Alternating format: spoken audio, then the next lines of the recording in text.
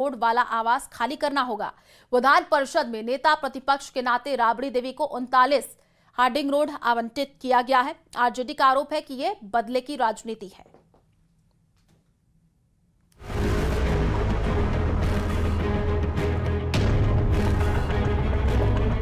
10 circular road Patna का वो सरकारी बंगला जिसकी पहचान करीब 20 साल से लालू परिवार के राजनीतिक और सरकारी पते के रूप में रही है।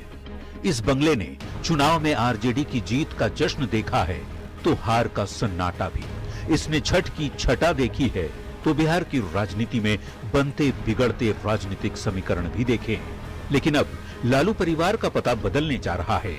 अब राबड़ी आवास के तौर पर आरजेडी की सत्ता का केंद्र 10 सर्कुलर रोड नहीं होगा कि लालू प्रसाद यादव, तेजस्वी यादव भी यहीं ठहरते हैं। हालांकि नेता प्रतिपक्ष के रूप में उनका एक अलग बंगला जरूर है, लेकिन पूरा परिवार जो है यहाँ रहता है। लेकिन अब सरकार जब बड़ी बहुमत से मिली है तो उसने एक बड़ा फैसला लिया है और 10 सर्कुलर रोड जो है वो खाली करने का आदेश दिया है। नई सरकार बनने के बाद भवन निर्माण विभाग ने नए सिरे से बंगला अलॉट करना शुरू कर दिया है। विधान परिषद में नेता प्रतिपक्ष के नाते राबड़ी देवी को 39 हार्डिंग रोड वाला बंगला आवंटित किया गया है। आवास जो है वो अब राबड़ी देवी का है। राबड़ी देवी जो है उनको अब मिलने वाला है, तो ये एक नया पता जो है वो राबड़ी देवी का अब हो गया है। पहले 10 सर्कुलर रोड से हट करके अब ये देखिए, और आपको ये तस्वीरें दिखा दूं कि इस 39 सर्कुलर जो हार्डिंग रोड है वो एक नया पता है। आरजेडी के नेता इसे बदले की राजनीति बता रहे हैं। यह स्पष्ट करता है कि राजनीतिक रूप से भारतीय जनता पार्टी के दबाव में किस तरह से नीतीश सरकार कार्य कर रही है। बिहार के मुख्यमंत्री पद से हटने के बाद राबड़ी देवी को ये 10 सर्कुलर रोड आवंटित हुआ था। 16 जनवरी 2006 से 10 सर्कुलर रोड राबड़ी देवी के सरकारी आवास के साथ साथ पूरे लालू परिवार का पता रहा है। तेजस्वी यादव को नेता प्रतिपक्ष के नाते अलग आवास आवंटित है, लेकिन पूरा परिवार 10 सर्कुलर रोड में ही रहता रहा है। लेकिन अब राबड़ी देवी इसी नए पते 39 हार्डिंग रोड से अपनी राजनीतिक गतिविधियां संचालित करेंगी। न्यूज 18 के लिए पटना से संवाददाता रवि एस नारायण की एक्सक्लूसिव रिपोर्ट।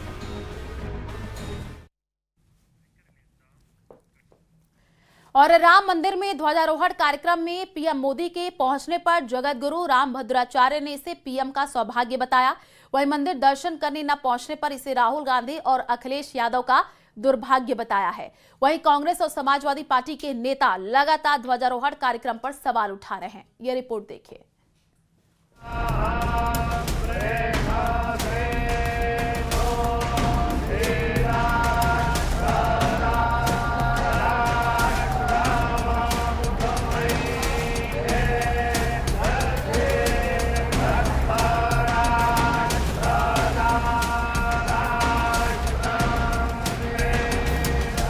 एक तरफ पीएम मोदी ने राम मंदिर पहुंचकर ध्वजारोहण किया। तुलसी पीठाधीश्वर जगत गुरु रामभद्राचार्य ने राम मंदिर पर ध्वजारोहण करने को पीएम मोदी का सौभाग्य बताया। उन्होंने कहा कि राहुल गांधी और अखिलेश यादव का दुर्भाग्य है कि वे राम मंदिर दर्शन करने नहीं पहुंचे हैं। अब जो दर्शन करने के उनको दुर्भाग्य है, अब मोदी जी का सौभाग्य है। अब जो दर्शन करने के उनको दुर्भाग्य है, अब मोदी जी का सौभाग्य है। भद्राचार्य जहां अखिलेश यादव पर हमलावर हैं, वहीं अखिलेश यादव ने राम मंदिर दर्शन करने के संकेत दिए हैं। अखिलेश यादव ने कहा कि जब इटावा में बनाए जा रहे श्री केदारेश्वर महादेव मंदिर का निर्माण पूरा हो जाएगा, तब वो दूसरे मंदिरों के दर्शन का संकल्प भी पूरा करेंगे। इससे पहले भी अखिलेश यादव ने कहा था कि अयोध्या राम मंदिर का निर्माण पूरा होने के बाद ही वो दर्शन करने के लिए जाएंगे।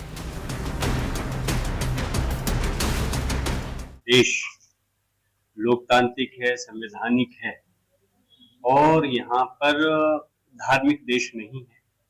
इसलिए हमारे देश के प्रधानमंत्री हो या माननीय प्रधानमंत्री हो, माननीय राष्ट्रपति हो या किसी भी प्रदेश के मुख्यमंत्री हो, तो हम उम्मीद करते हैं कि वो लोग सभी धर्म के लोगों को साथ लेकर के उनकी बात करें, ना कि धर्म विशेष की बात करें। सिर्फ जगत गुरु रामभद्राचार्य ही नहीं बल्कि राम मंदिर न जाने पर बीजेपी नेताओं ने भी अखिलेश यादव और राहुल गांधी पर प्रहार किया है। वो क्यों जाएंगे अयोध्या?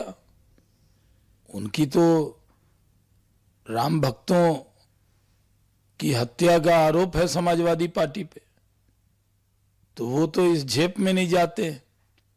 और राहुल गांधी भी इस झेप में नहीं जाते हैं क्योंकि उनकी सरकार ने कोर्ट में श्री राम के अस्तित्व को ही नकार दिया था। वहीं उमा भारती का कहना है कि जब मंदिर में पताका फहराई थी तब राम भक्तों ने गोली खाई थी, लेकिन अब पताका फहरी है तो गोली नहीं चली बल्कि फूल बरसे। केसरिया पताका उन्होंने फहराई थी और इसलिए मुझे ये कैसे भूलेगा कि अब इतने आनंद के साथ केसरिया पताका फहरेगी और अब गोली नहीं चलेगी बल्कि फूल बरसेंगे। आनंद का विषय, परमानंद का विषय है। राम मंदिर ध्वजारोहण कार्यक्रम पर सवाल उठाने वाले कांग्रेस और एसपी के नेता एक बार भी राम मंदिर के कार्यक्रम में शामिल नहीं हुए, जिस पर बीजेपी की तरफ से पलटवार जारी है। Bureau report, news 18।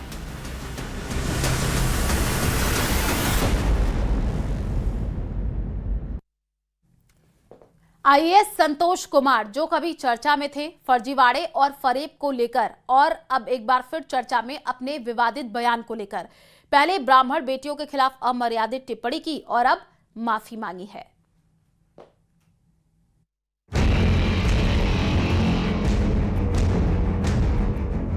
Madhya Pradesh cadre के आईएएस अफसर संतोष वर्मा एक बार फिर विवादों में है। फर्जीवाड़े और फरेब को लेकर जेल की हवा भी खा चुके संतोष वर्मा अब अपने एक बयान को लेकर विवादों में है।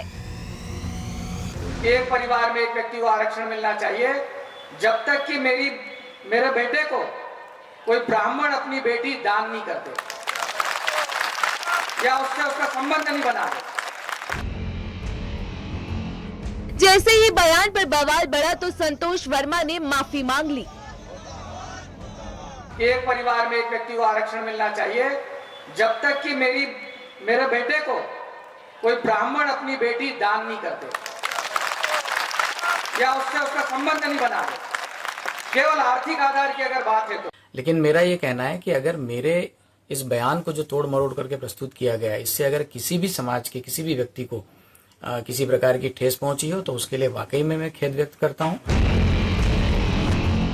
जगत गुरु रामभद्राचार्य ने अपने बयान में कहा था कि SC/ST एक्ट को खत्म कर देना चाहिए या उसे संशोधित करना चाहिए, क्योंकि वेद में अवर्ण और स्वर्ण की चर्चा नहीं थी, ये नेताओं ने ही शुरू किया। जाति के आधार पर आरक्षण भी नहीं होना चाहिए। हाँ, निश्चित कदम करना चाहिए, क्योंकि वेद में अब अवर्ण सवर्ण की चर्चा नहीं थी, इन नेताओं ने ही प्रारंभ किया है। और मैं तो यही कहूंगा कि जाति के आधार पर आरक्षण ही नहीं होना चाहिए। भले ही आईएएस संतोष वर्मा ने माफी मांग ली हो, लेकिन उनके बयान पर कर्मचारी संगठनों ने कार्रवाई की मांग की है। इससे निकृष्ट, घटिया और निंदनीय कोई स्टेटमेंट नहीं हो सकता। जो अपनी बेटी और दूसरी बेटी में इतना फर्क करता हो, उसके लिए कोई शब्द नहीं है। ऐसे व्यक्ति का सामाजिक तौर पर बहिष्कार होना चाहिए। अजाक्स हो, सपाक्स हो या कोई भी वर्ग वाले हो, पिछड़ा हो, ऐसे लोगों का बहिष्कार करना चाहिए और सरकार को भी इन्हें निकाल के बाहर करना चाहिए। आईएएस संतोष वर्मा के बयान ने तूल पकड़ लिया है। ब्राह्मण संगठन के पदाधिकारी MP नगर थाना पहुंचे और उन पर कार्रवाई की मांग की। आईएएस संतोष वर्मा ने जो इतने अशब्द बोले हैं, अशब्दों का, अनर्गल शब्दों का जो प्रयोग किया है, हम नारी शक्तियां नहीं सहेंगे, नहीं सहेंगे, नहीं सहेंगे। जिस प्रकार का संतोष वर्मा जी ने कल बयान दिया, आपको पदभार ग्रहण करना था, पदभार ग्रहण करते भैया। औकात से ज्यादा क्यों बोल रहे हो? किस गधे को अध्यक्ष का अध्यक्ष बना दिया? सवाल ये है, अगर एक आईएएस अधिकारी की सोच इस तरह की होगी तो समाज पर क्या प्रभाव पड़ेगा? भले ही आईएएस संतोष वर्मा ने माफी मांग ली हो, लेकिन जो बयान दिया है उसके लिए माफी काफी नहीं है। Bureau report, news 18, UP Uttarakhand. और थाईलैंड में भारी बारिश के बाद वहां के कई शहरों में बाढ़ आ गई है। बाढ़ के बीच से हैरान करने वाली तस्वीरें सामने आ चुकी हैं। यहां सड़क पर सैलाब में सांप बहता दिखा है। थाईलैंड में बाढ़ से अब तक 13 लोगों की मौत हो चुकी है। थाईलैंड के कई शहरों में 8 फीट तक पानी भर गया है। बाढ़ प्रभावित इलाकों में थाई सेना का उतारना पड़ता है। तो तस्वीरें आप देखिए, थाईलैंड में जल प्रलय की है ये, और अभी तक 13 लोगों की मौत हो चुकी है।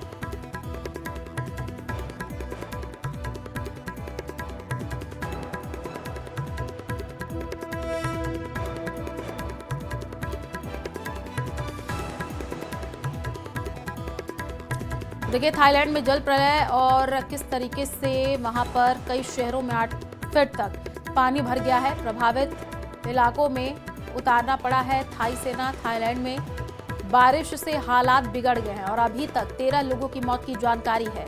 तस्वीरें आप देखिए, सड़क पर सैलाब में सांप दिखा है। कई शहरों में 8 फीट तक पानी भर गया है। और अब खबर लंदन से है, जहां एक गोदाम में भीषण आग लग गई है। इस दौरान वहां एक के बाद एक कई धमाकों की आवाज भी सुनी गई है, जिसके बाद पूरे इलाके में अफरा तफरी मच गई है। मौके पर पहुंची 100 से ज्यादा दमकल की गाड़ियों ने कड़ी मशक्कत के बाद आग पर काबू पाया है। देखिए रिपोर्ट।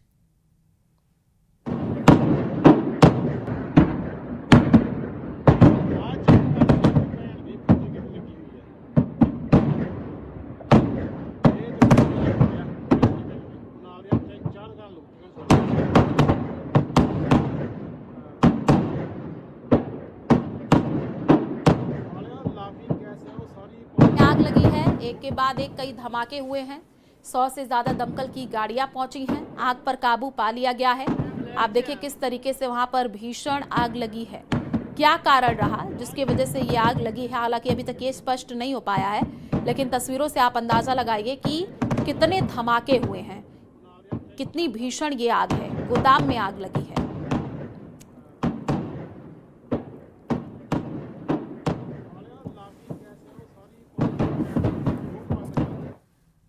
इसी बीच एक बड़ी खबर है, यूक्रेन पर रूस का बड़ा ड्रोन हमला। आपको बता दें कि जापोरिजिया में रूस ने ड्रोन से बम बरसाए हैं। ड्रोन हमले में जापोरिजिया में कोहराम मचा हुआ है और जापोरिजिया में कई लोगों के मारे जाने की खबर है। तो बड़ी अपडेट आपको दे रहे हैं, यूक्रेन पर रूस का बड़ा ड्रोन हमला। तस्वीरें आई हैं, जापोरिजिया में रूस ने ड्रोन से बम बरसा दिए हैं। ड्रोन हमले में जापोरिजिया में कोहराम मचा हुआ है। जापोरिजिया में कई लोगों के मारे जाने की खबर सामने आ चुकी है।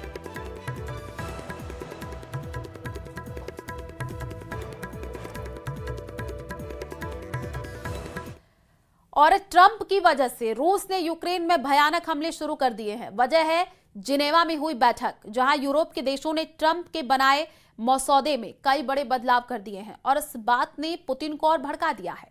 रूस ने पहली नजर में इसे खारिज करके कहा है कि अब यूक्रेन को बख्शा नहीं जाएगा। इस बीच जेलेंस्की को ट्रंप के कोप भवन में जाने का अपडेट मिला है।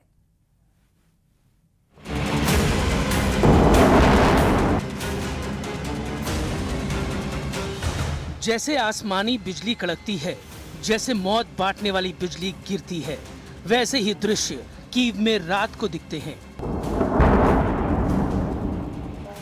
अचानक बहुमंजिला इमारत से ड्रोन टकराता है, जोरदार धमाका होता है। धमाके के बाद धुआं ही धुआं, आग ही आग। रूस के भयानक हमलों से यूक्रेन में कोहराम मच गया है, लेकिन प्रेसिडेंट ट्रंप जेलेंस्की की रेंज से बाहर हो गए हैं। जेलेंस्की ट्रंप की सीधी बातचीत के जल्द आसार नहीं दिख रहे हैं। रूस का हमला तेज हो गया है। कीव में बीती रात सबसे भयानक रही।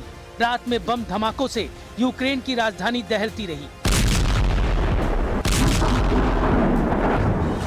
धमाके इतने जोरदार थे कि बारूदी विस्फोट के बाद आग से पूरा शहर रह रहकर जगमगा रहा था। पुतिन ने पूरा जोर लगा दिया है। पुतिन ने सारी फोर्स लगा दी है। पुतिन सारे हथियार आजमाने लगे हैं, क्योंकि युद्ध का फैसला जल्द होना है। युद्ध में समझौते की घड़ी आ गई है। रूस अपनी पकड़ को इतना मजबूत कर देना चाहता है जिससे उसकी सभी शर्तें मानने पर ट्रंप और जेलेंस्की मजबूर हो जाएं। ताबड़तोड़ हमले से पुतिन ने उन दुश्मनों को भी चैलेंज दिया है जिन्हें ट्रंप के बनाए शांति समझौते की शर्तें पसंद नहीं आ रही हैं। पुतिन ने ऐसे देशों को मिसाइलों से मैसेज देना शुरू कर दिया है जो उनकी विश लिस्ट पूरी नहीं होने दे रहे हैं। कीव पोस्ट की रिपोर्ट के मुताबिक पेचेस्क्री में 22 मंजिला अपार्टमेंट को रूस ने ड्रोन बम से उड़ा दिया है। उधर ट्रंप ने जेलेंस्की से फिलहाल किसी भी मीटिंग से साफ मना कर दिया है। प्रेसिडेंट ट्रंप के एक हफ्ते तक बहुत ज्यादा बिजी होने की जानकारी व्हाइट हाउस से दी गई है। So there are no plans at this moment in time. As you know, things can change very quickly around here. Trump चाहते थे उनकी समझौता शर्तें जेलेंस्की फौरन मानकर पुतिन के आगे सरेंडर कर दे, मगर ऐसा कुछ नहीं हुआ। जेलेंस्की ने भारी मन से ट्रंप के समझौते पर अपने दिल की बात कही। उन्होंने दुनिया से इमोशनल अपील कर यूक्रेन के हितों की रक्षा का हवाला दिया। तब से ट्रंप का दिमाग गर्म हो रखा है, इसलिए छुट्टी के बहाने वो जेलेंस्की से दूरी बना रहे हैं।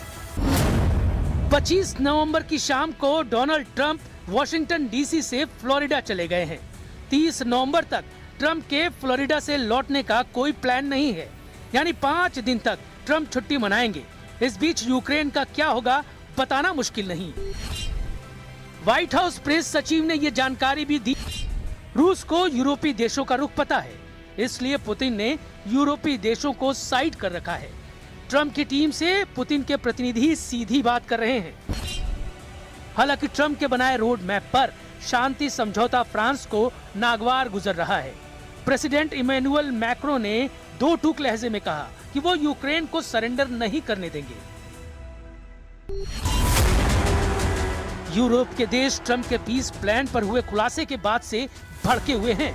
जब से यूक्रेन के दोस्त देशों को पता लगा है कि ट्रंप के बनाए समझौते की स्क्रिप्ट किरिल दिमित्रीव ने लिखी है, तब से हड़कंप मचा हुआ है।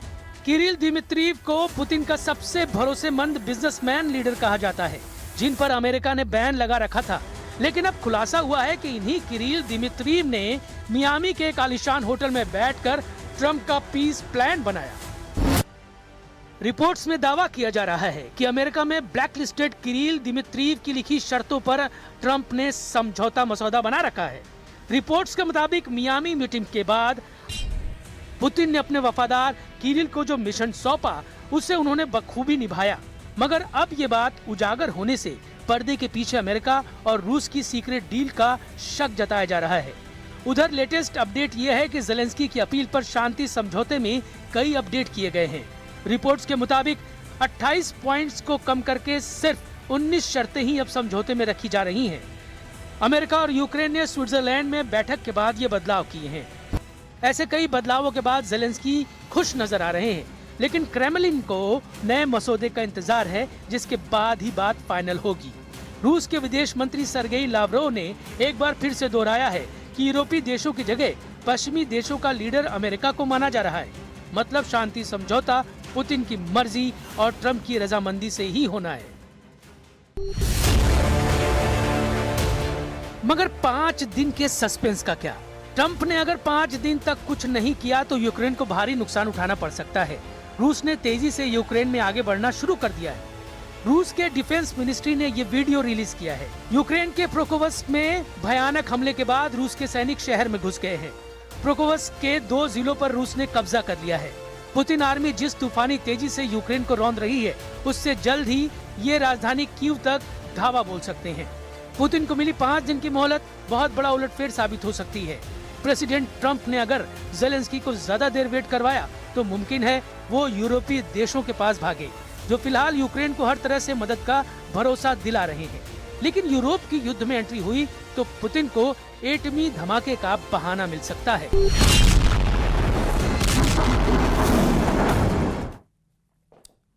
और भारत से करीब 4,500 किलोमीटर दूर अफ्रीका महाद्वीप में एक इतना शक्तिशाली ज्वालामुखी फटा कि इसकी राख राजधानी दिल्ली तक पहुंच गई। हालांकि राहत की बात यह है कि अब से करीब आधे घंटे पहले इथियोपियन ज्वालामुखी की ये राख भारत के आसमान में पूरी तरह हट गई और अब चीन की तरफ बढ़ रही है। आपको बता दें कि इथियोपिया में हेली गुब्बी नाम का ये ज्वालामुखी 12,000 साल से निष्क्रिय पड़ा था। देखिए रिपोर्ट।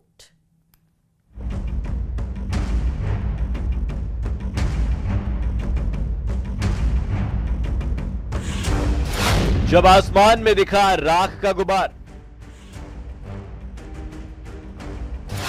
राख वाले बादल कर देंगे हैरान। राख के बादल ने तय की 4300 किलोमीटर की दूरी। हेली गुब्बी का भारत पर असर।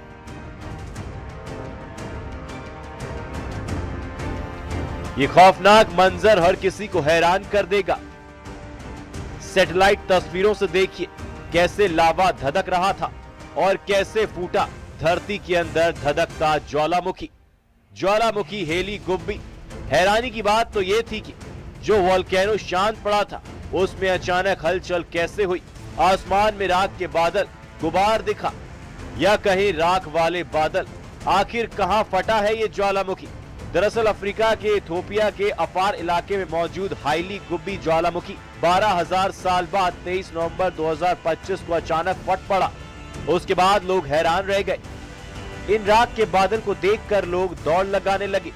वैज्ञानिकों के मुताबिक विस्फोट ने लगभग 14 किलोमीटर ऊंचाई तक राख का गुबार हवा में पहुंचा दिया। इस ज्वालामुखी का असर भारत में भी देखने को मिला। ये राख के बादल 25-45 हजार फीट ऊंचे हैं जो दिल्ली, राजस्थान और उत्तर भारत तक पहुंच गए। असर ये हुआ कि कई अंतर्राष्ट्रीय उड़ानें रद्द या डाइवर्ट हुई हैं। दिल्ली में आनंद विहार, एम्स सफदरगंज के पास जहरीला स्मॉग छाया है और AQI 400 के पार पहुंच गया है। DGCA ने एयरलाइंस को राख वाले क्षेत्रों से बचने की सलाह दी है। DGCA ने कहा था कि एयरलाइंस राख वाले इलाकों के ऊपर उड़ान ना भरे, उड़ान का रूट और प्लानिंग बदले। अगर किसी विमान को राख मिले तो तुरंत रिपोर्ट करे। दरअसल विस्फोट के साथ बड़ी तादाद में सल्फर डाइऑक्साइड यानी कि SO2 भी निकली है, जो जानकारों की माने तो जिसने पर्यावरण और सेहत पर असर को लेकर टेंशन बढ़ा दी है। जानकारों का कहना है कि अगर ज्वालामुखी अचानक ज्यादा SO2 छोड़ रहा है तो यह बताता है कि अंदर दबाव बढ़ रहा है, मैग्मा हिल रहा है और आगे और विस्फोट हो सकता है।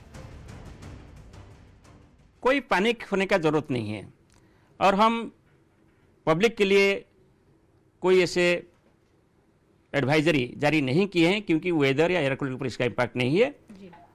मगर जो अपर एटमॉस्फेयर में जो एयरक्राफ्ट ऑपरेशन हो रहा है इनके लिए हम एडवाइजरी जारी किए हैं। सभी एयरक्राफ्ट ऑपरेटर्स एयरपोर्ट के जरिए हम एडवाइजरी इशू कर रहे हैं।